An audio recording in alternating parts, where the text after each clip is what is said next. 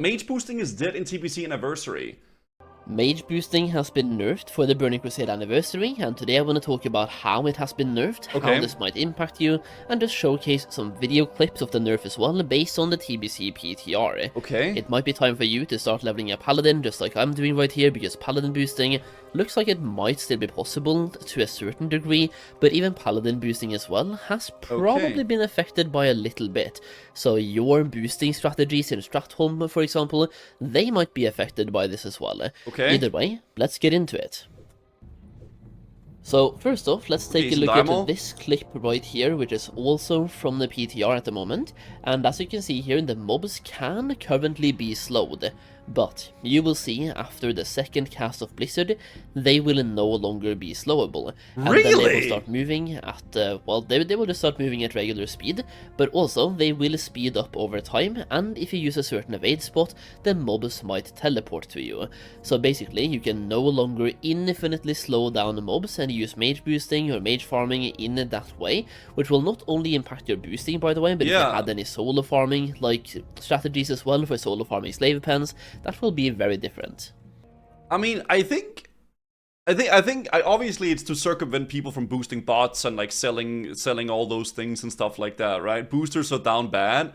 I don't know. In a way, I'm like, I think it's good because it's like, you know, avoiding that, but it's also a little bit like for the people that just are playing mages and likes to farm these things for gold and have like a way of like utilizing their class. That's a little bit unfortunate, right? So the first clip was a video by Lederen here on YouTube, and the second clip here is going to be by Sabibus. Hopefully yeah, sorry, and I do wonder what this will impact the rest of the game as well, right? Because if this is some sort of a mechanic that like removes slows and like makes the mobs move faster, can that also like affect just like normal dungeon groups? If you're kiting some mobs in a dungeon group, maybe you're like doing a heroic and then you're like running around doing such. I don't know. Only affects dungeons. Yeah, but like still, I'm talking about dungeons.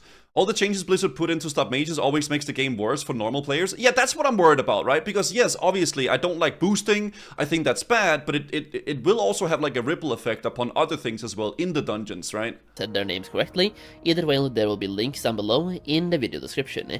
Here, I want to show you guys what a slave pen's run looks like on the PTR at the moment. Well, I want to show you guys, but it's his video, so once again, we are just going to go through this clip.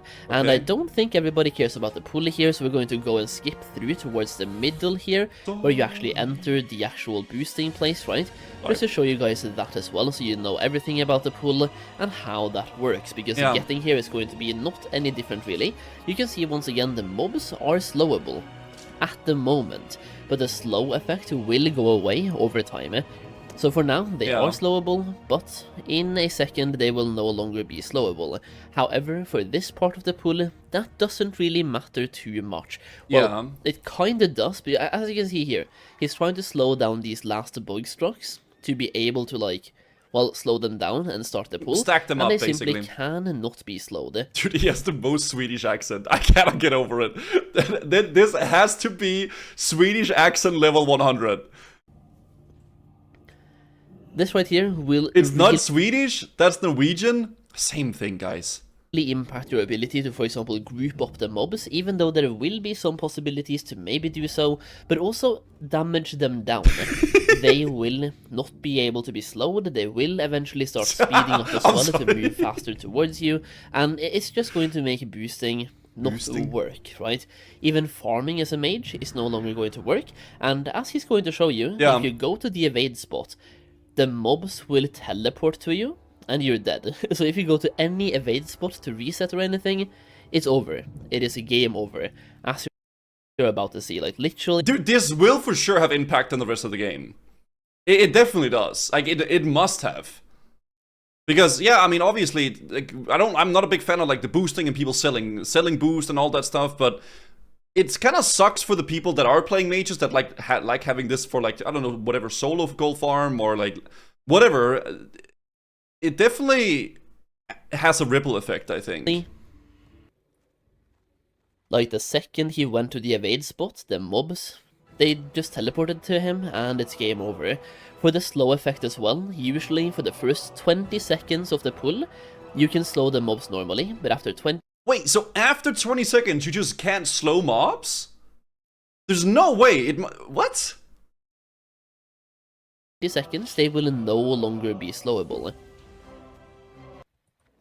Now, these nerfs right here, this is not the first time Blizzard does this, and nobody should really be surprised about this, but I guess we can be surprised about them nerfing it right now at the beginning of TBC, because the last time Blizzard nerfed these, which was in TBC as well, was at the end of TBC.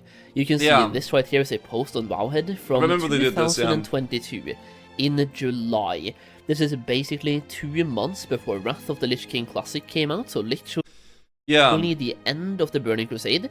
Yeah, I wonder if wouldn't it be like a more easy way just to like not fix, but like maybe just like make it so people can't jump on that little ledge, maybe? Or maybe people will figure out another way of doing it then, but yeah, you should have installed the doctors. Okay.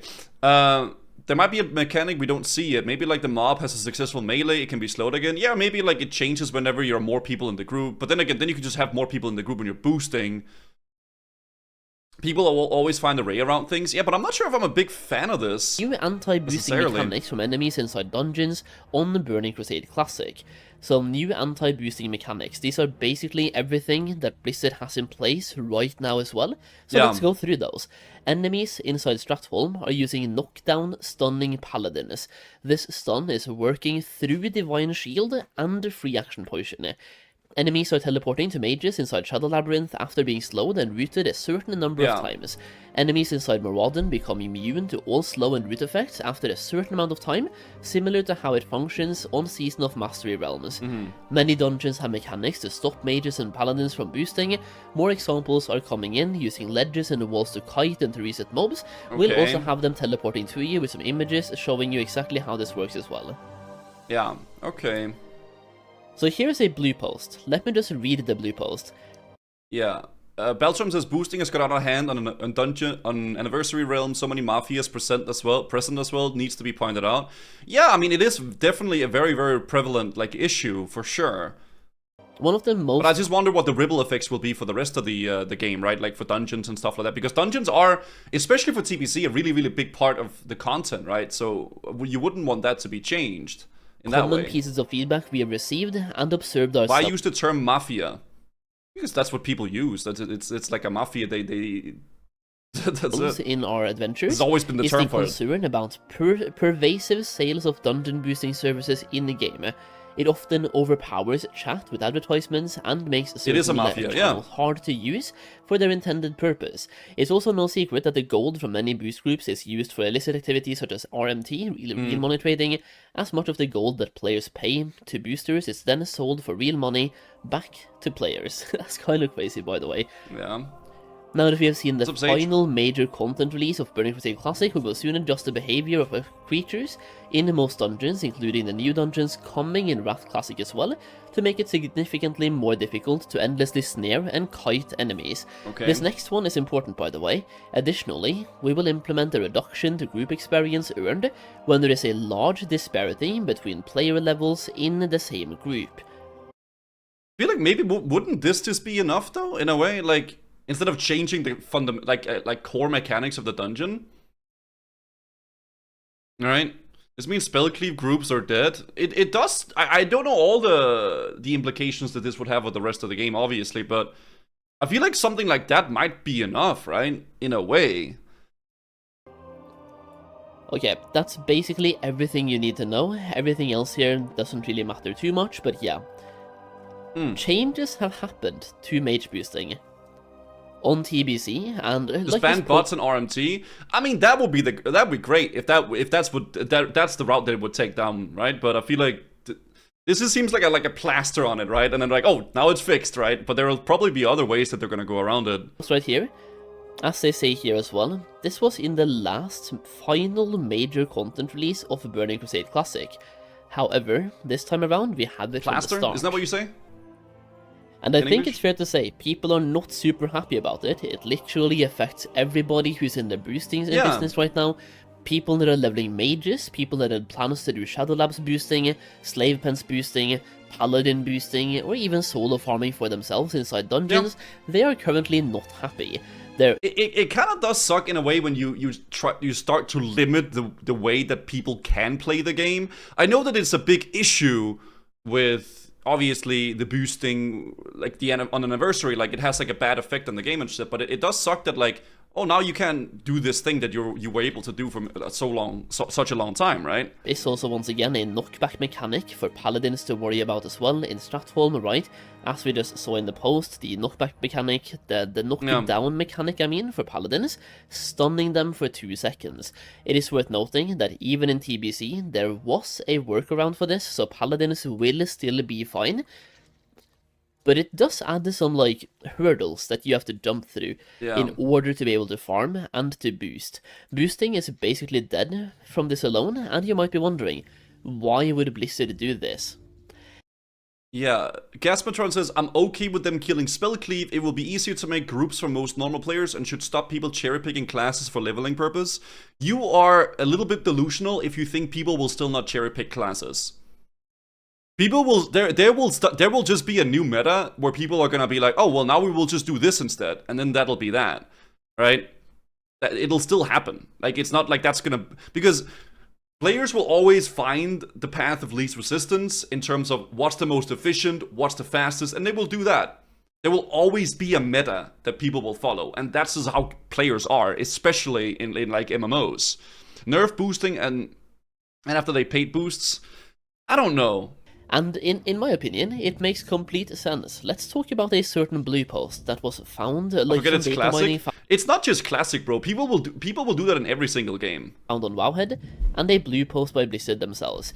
So this right here, we already know that a level 58 boost is coming on anniversary from the pack itself, right? You can see right here, level 58 boost, and scrolling down here, the level 58 boost cannot be used on Draenei or Blood Elf race characters. Okay.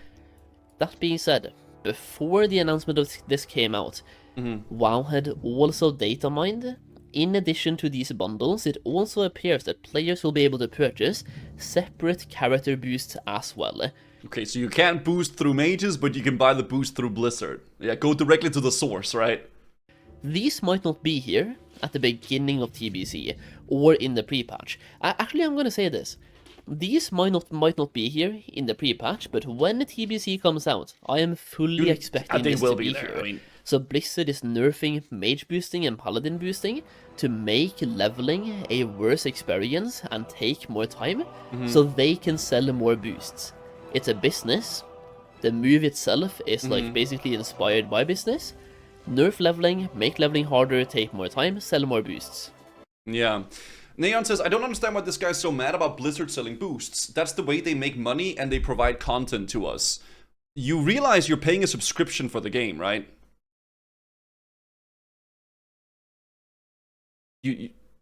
Yeah. I mean, essentially, yeah, people are paying to skip the content, right? It's not a free-to-play game. It would be different if it was a free-to-play game. That's it. So, I do. Yeah, you pay a subscription to the game. There's also new. They don't need to do the boost. I mean, obviously they want to make more money, right? But oh shoot, sorry. I'm not going to drag this out too much, by the way, but I just wanted to mention that this is obviously a scheme by Blizzard to be able to make more money themselves. They will eventually probably start. I'm going to say probably because we don't know for sure, but I mean, it just makes too much sense. We already have data mined the like image for it. It appears that people will be able to buy separate character boosts as well outside of just the pack itself. Probably coming either with TBC launch or phase 2 of TBC or sometime in TBC to be able to buy a level 58 boost and get right into Outland. And it makes sense. Nerf leveling, make leveling more unfun, take more time, sell more boosts, make more money. It does suck, man. I do dislike when they start limiting people's way of playing the game, because if you limit people's, like, the different ways of playing, then it makes it, like, less fun, right? Obviously, you can say what you like about the boosting or not, right, in terms of, like, that stuff, but I feel like they should more so just try to crack down on the boosters and, like, the people selling the boosts on gold and whatever the heck, right? I think that's probably, like, a better approach to it, but maybe that's not the approach that they want to take. Getting rid of boosting is making the leveling less fun. Well, I think what he means is that they're like basically, you have this thing you can do as a mage, or this thing you can do in the dungeons, and now you're no longer able to do this, right? Which is what's a big part of like what the classes were. But Muffin says, I never boosted, but I like the process of learning the AoE pools and farms. Yeah, I think it's a big part of the game. I mean, even back in vanilla, like the freaking AoE farming and AoE boosting from paladins and dungeons and stuff like that is a big part of the game, right? It's a big change, whether you like it or not. What's up, Hugo, by the way? Makes complete sense. I'm not going to talk about how I feel about this because that's going to piss people off no matter where I am. Like if I'm for this, people will hate me. If I'm against it, people will hate me because like there's people on both sides. There's people. I think from what you can hear, he's against it. I mean, you can clearly tell. That love mage boosting, think it's a super important part of the game, and then there's people who don't like mage boosting, don't like the RMT aspect, and want to see people in the open world. He's a booster? Either way, I wanna... I mean, I'm not really a booster, but I don't, like, I never really done it myself, but I always thought, oh man, it could be kind of fun to do, right? Because it is fun. You're a mage, you're learning these AoE pools, it's like, it's been a big part of what the mages can do, like, always. And then now you just can't do it. Ask, how do you guys feel about this? Let me know in the comments down below. I just wanted to mention that mage boosting right now, based on the PTR, seems to be completely dead, and paladin boosting seems to be very nerfed, but still somewhat doable, so... Okay, so it's gonna be paladin boosters instead. Yeah, people are gonna maximize that strat, and then that'll be the new meta. Paladins unite, I guess. Either way, let me know your thoughts in the comments, leave a like if you enjoyed the video, and thank you for watching. Yeah, I mean, and eventually they'll nerf that as well, right? I mean, that's where we're going now. I'll say, by the way, I'm streaming live on Kick every single day. I'm doing some TBC anniversary, PTR testing live on Kick. We're doing some retail gameplay, a bit of everything. And also, if this nerf impacts you and you want to make gold by not mage boosting, I have a gold making guide for TBC. And I also have a bundle option for TBC and Classic WoW. The bundle one is currently on a massive discount, by the way. You can get both of them for a really cheap price, so check it out through the link down below. He's gonna have to change that gold guide now, though, because maybe there was a bunch of Mage AoE farming in that one. Buying any of these guides, by the way, is a massive way to help me out as a content creator as well. You just like, you let me spend more time playing the game, make more content, find more farms for you guys and help you out more. So if you want to support me and support yourself and make a bunch of gold at the same time, check out the guides through the link down below. You also get early access to content by having these guides, exclusive content, access to a gold-making Discord community. You get way more than just a guide. So yeah, once again, check it out. There's a lot of things on my screen. But that's pretty much it. Mage boosting, RIP, let me know your thoughts, and thank you once again for watching. I will see you again in the next video, or I'll see you on Kick. Bye bye. Yeah, I mean, I don't know. I mean, I wanna... Let me know what you guys think about it too. I feel like it'll have so many ripple effects down to the actual game outside of just the boosting, instead of just like, oh, boosting is bad. We try to fix that by maybe like targeting the boosters or the people buying the boosts and then banning those accounts, or like, you know, stripping them of whatever the heck, right? Because this will also just change like a lot of the core fundamentals of how the dungeons and the game works, right? Which I think is a bit unfortunate that they're... I think whenever you're as a game like limit the way that players can play your game, it makes it less enjoyable, you know? Boosting needs a fix, but this isn't the way. I agree. I do think there needs to be something done against the boosting, because it's bad. It's obviously very bad for the anniversary servers and for the people genuinely playing the game, but I don't know if this is the way to go about it. There's a lot of stuff here. I don't know what the people are saying here. Blizzard will literally do anything except ban bots. Make leveling a less enjoyable experience. Ah, yeah, the AFK inside dungeons and having mates do all for you. Great leveling experience. KW. This is bad. I think what he meant was like maybe changing the way that like you can do things. Just like now you're a mage, you can't do this anymore. But yeah, this was a bit strange. It's our game and you'll play the way we want you to. This is what I mean as well, right? Like you can't do this if you're a mage anymore, basically. Solo pulling dungeons by yourself for gold, not boosting others, is perfectly fine. Rewarding and fun, but they removed that by trying to remove boosting. Absolute incompetence for the multi-billion-dollar company. This is what I mean, right? Like you're just a player, you're a mage, you like AoE farming, and you want to try to like do some cool dungeon farms for yourself to make some gold. Now you can't do this. You just can't do it anymore. Yeah, that's gone, right? And maybe a lot of people like playing mages just for this, right? Because they can do those things. Yeah. Boosting Mafia sucks ass. Normal people playing people boosting is totally fine. Also, a massive core part of actual TBC players to play through the entire expansion. Have a lot of characters and are happy that they can boost. Yeah, but I guess it's ruined by like the mafias and all that stuff, right?